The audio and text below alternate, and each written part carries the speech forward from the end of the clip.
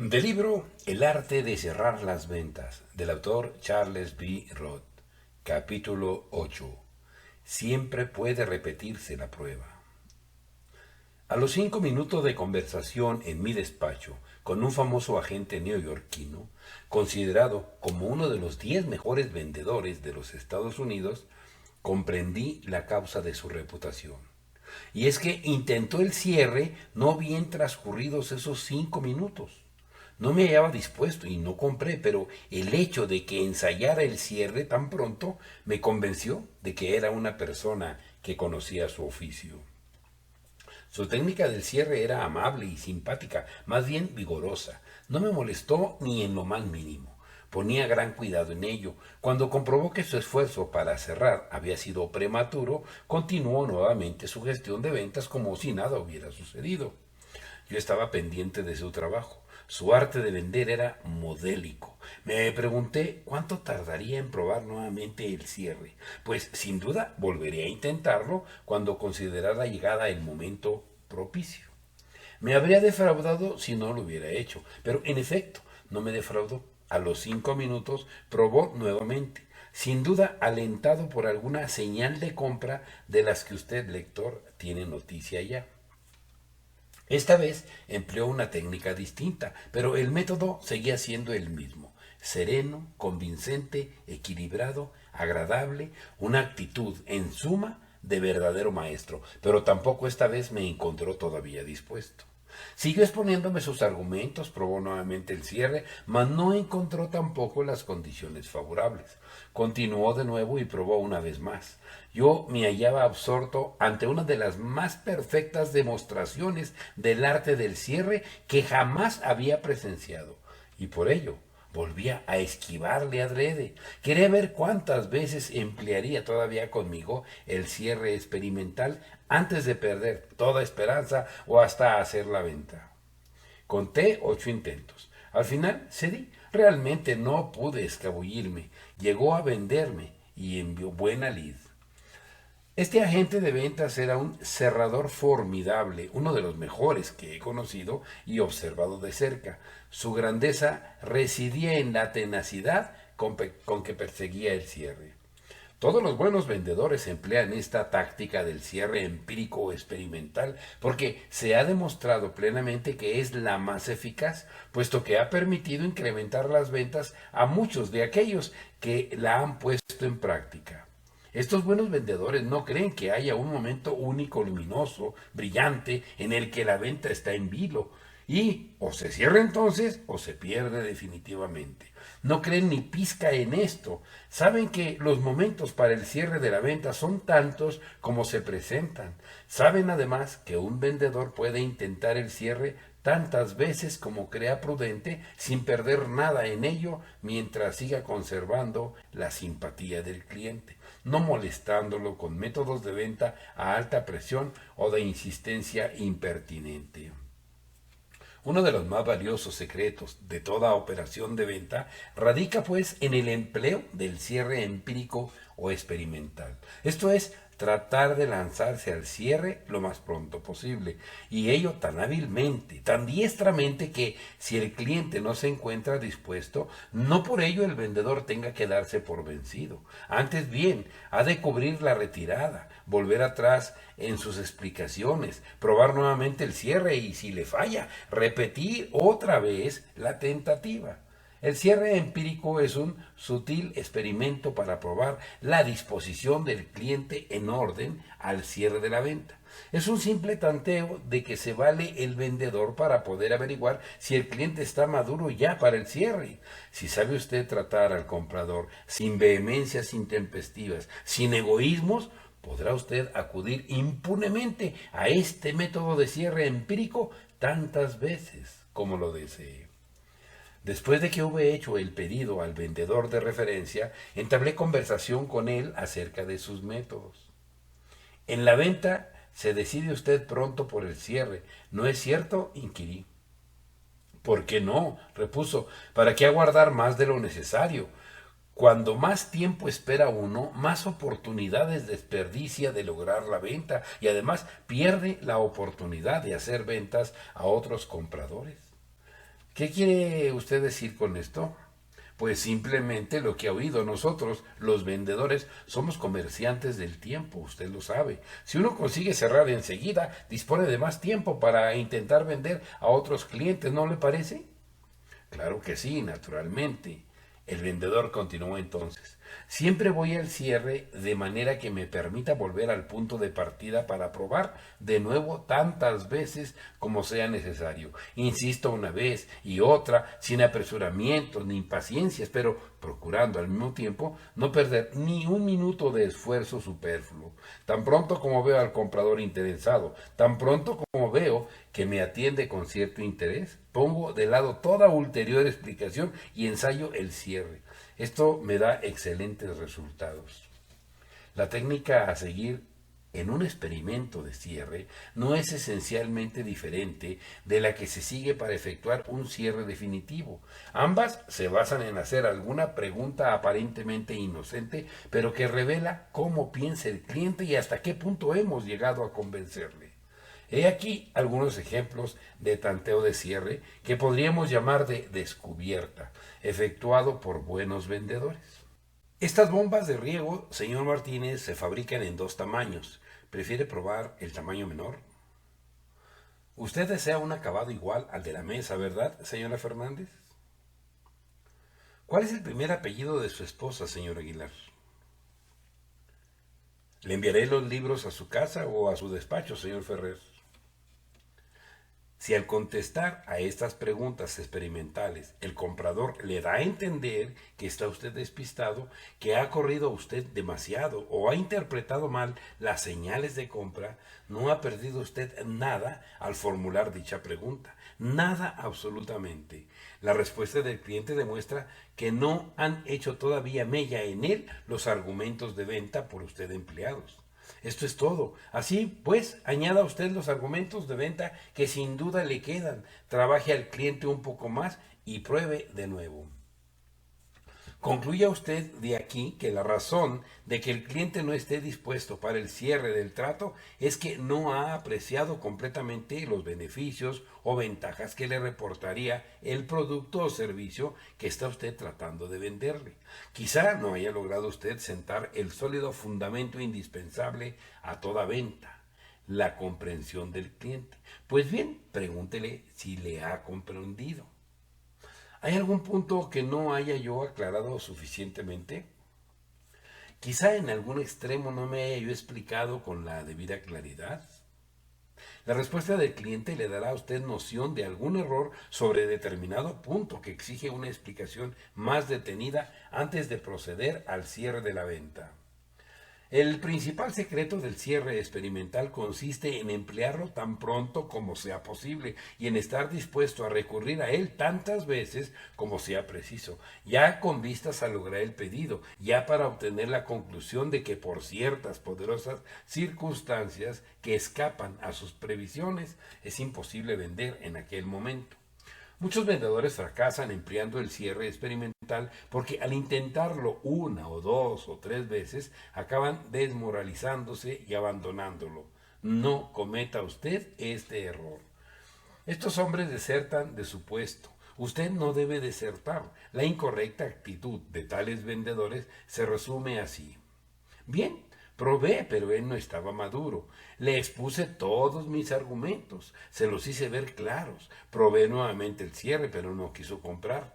No hay nada, pues, que hacer. La actitud de usted debe ser, en cambio, la siguiente. Probé, pero él no se mostró dispuesto. Probaré de nuevo para ver si lo está. Espero que lo esté. Mas si no lo estuviera, seguiría probando hasta estar plenamente seguro de que no hay esperanza posible. Cada vez que pruebo, lo hago convencido de que voy venciendo su resistencia poco a poco y de que le voy predisponiendo a aceptar mi oferta. Tal es la actitud o posición, como usted quiera, del vendedor eficiente en el empleo del cierre experimental. Mediante el cierre experimental, todo buen vendedor puede arrancar pedidos a aquellos clientes que un momento antes afirmaban no estar dispuestos a comprar, y los grandes directores de venta insisten para que sus agentes practiquen esta técnica como parte integrante de la gestión de ventas. J. H. Peterson, de Dayton, Ohio, el hombre que ejerció desde su infancia el arte americano de vender, comprendió la necesidad de estimular el cierre de prueba, dándoles en los primeros tiempos del negocio a sus agentes una regla fija para el mejor logro de la venta de sus máquinas registradoras. La regla consistía en lo siguiente: traten ustedes de cerrar lo menos 7 veces antes de llegar a la conclusión de que la venta es imposible. Los vendedores de Peterson se atuvieron en su trabajo a esta regla de los 7 intentos. Probaban una vez y fallaban, probaban por segunda vez y fallaban de nuevo, probaban por tercera vez y volvían a fallar. ¿Acaso? Al llegar a este punto, un vendedor vulgar habría perdido todo su interés por la venta y se iría a la búsqueda de otro cliente. Pero los hombres de Peterson aguantaban firmes porque tenían orden de hacerlo así y también porque a través de su experiencia personal habían llegado a creer firmemente en el poder mágico de la regla de los 7 intentos. Así pues, probaban y probaban y probaban de nuevo y generalmente terminaban venciendo. Los pedidos logrados por la Cash Register Company lo demostraron bien a las claras. Cada vez que ensaye usted un cierre puramente experimental, en lugar de debilitar su posición y la oportunidad de hacer la venta, fortalecerá usted ambas cosas. Al intentar el cierre una vez y otra, obra usted al modo de un boxeador que descarga sobre su adversario una serie de golpes sin que ninguno de ellos baste para dejarle fuera de combate. Da 1, 2, 3, media docena de puñetazos y cada uno de ellos va aproximando al contrincante a la derrota. Cada uno contribuye a lograr el objetivo. Lo mismo sucede con el cierre de una venta. Estos cierres experimentales, atentos, persuasivos, persistentes, debilitan la resistencia del cliente, acercándole al momento dichoso en que usted sale de la casa con el pedido bajo el brazo. Tras cada intento infortunado, volverá usted atrás insistiendo en sus argumentaciones durante un breve espacio. Hará destacar aquellos puntos que el artículo ofrece de interés positivo, acorralándolo al comprador y llevándole al terreno propicio en que probar nuevamente el cierre. Pero, sobre todo, no pierda usted las esperanzas ante el fracaso del primer intento. De todos los defectos que impiden a los vendedores realizar más ventas, el mayor es sin duda el del desaliento ante la idea preconcebida de que un cliente no va a comprar. Muchos vendedores sufren el efecto devastador de este prejuicio y conozco docenas de ellos con excelentes dotes que podrían ser grandes vendedores con solo borrar de su mente el temor infundado de que existen clientes a quienes ellos son incapaces de vender. Mientras un vendedor esté imbuido de la idea de que intentar venderle a un cliente dado un cierto artículo es perder tiempo, quedará condenado de antemano a la más absoluta ineficacia.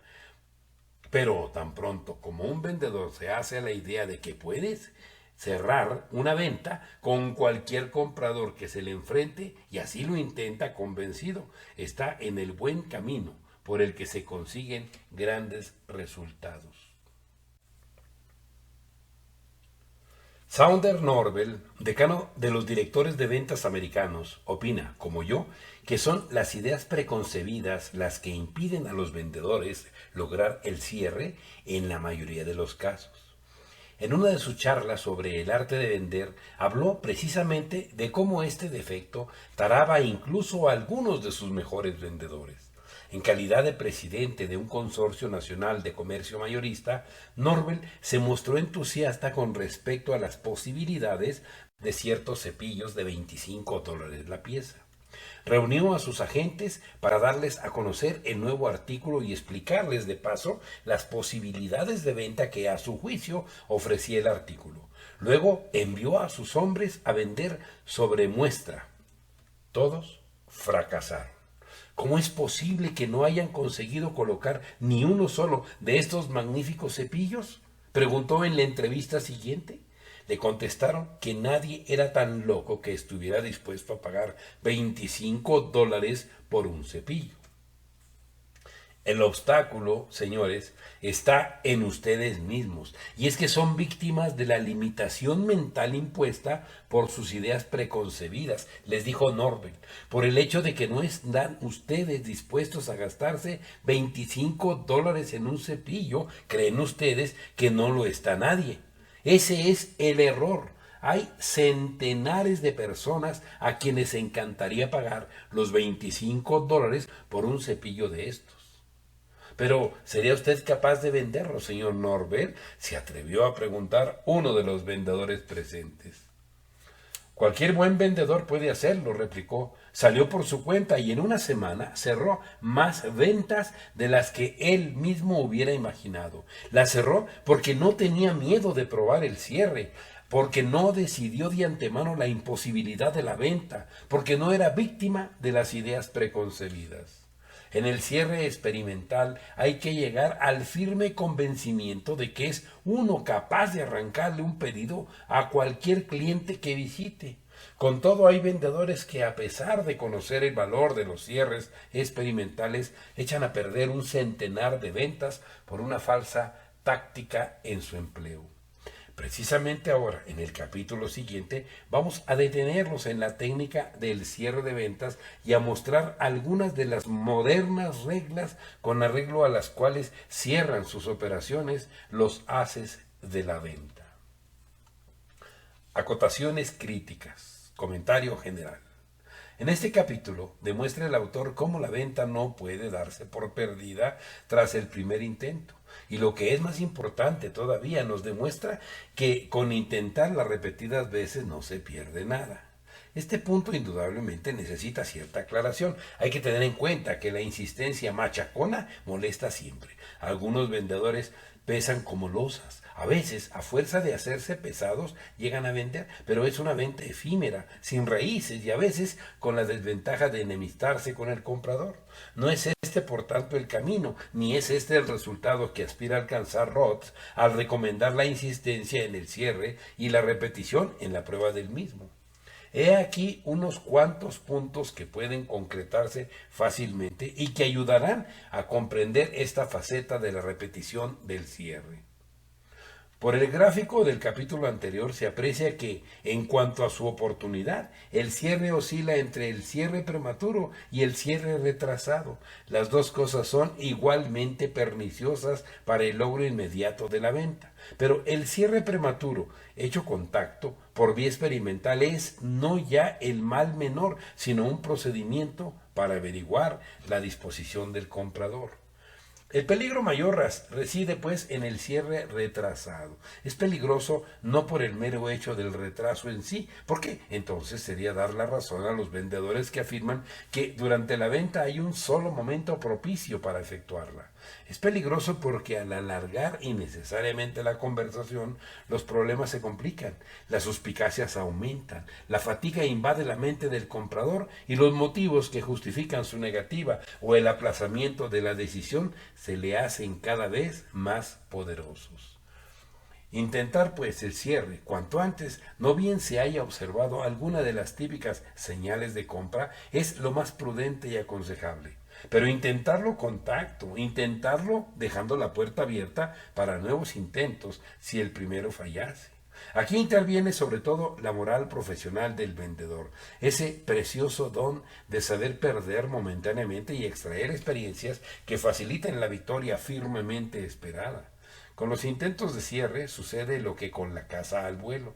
No siempre al primer tiro cobramos la pieza. A veces incluso la herimos, pero no de muerte.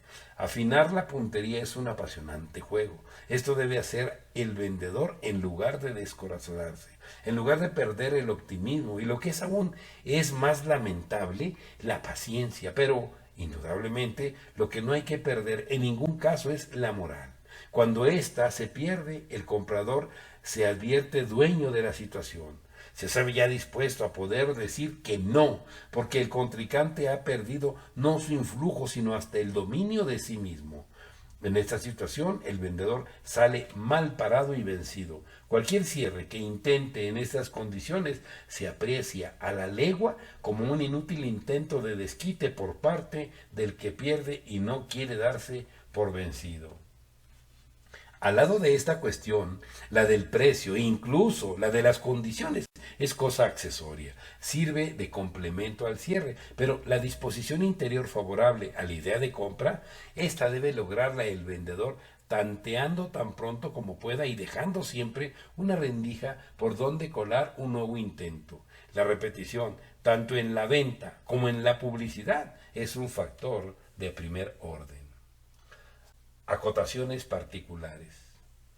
Inciso A. Observe el lector el concepto que del factor tiempo tiene el buen vendedor americano.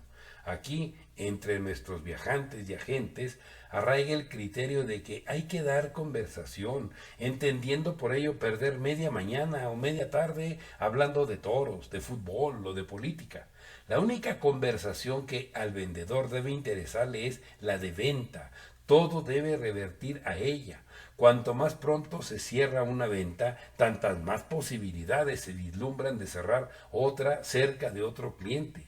Sería recomendable registrar la duración y el número de las visitas efectuadas cotidianamente con el propósito de reducir la duración y aumentar su número. Es seguro que las comisiones y la cifra de venta hablarían muy elocuentemente sobre la bondad de este procedimiento. Inciso B.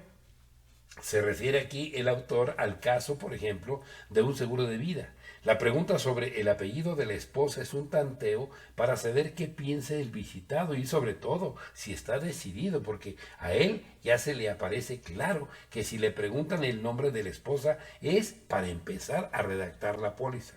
Si no está conforme, protestará. Si está a medio de decidir, quizá la flaqueza de carácter le inducirá a dar el nombre y a silenciar toda protesta. Inciso C. El buen vendedor debe llevar los argumentos de venta en la mente, dispuestos siempre a dispararlos en la primera oportunidad que se le presente.